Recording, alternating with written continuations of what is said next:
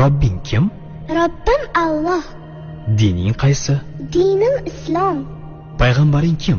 Payg'ambarim Muhammad sallallohu alayhi vasallam. Kitobing qaysi? Kitobim Qur'oni Karim. Tilaging nima? Tilagim iymon. Qiblang qaysi?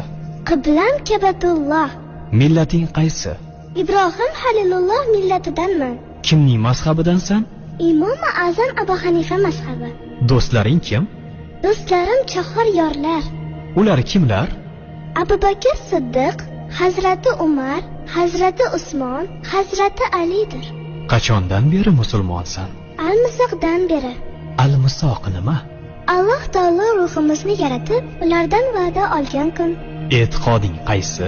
Ahli sunna va jamoa e'tiqodi. Kimni yaxshi ko'rasan? Alloh taoloni. Undan keyinchi? Payg'ambarimiz Muhammad alayhissalomni. Undan keyinchi?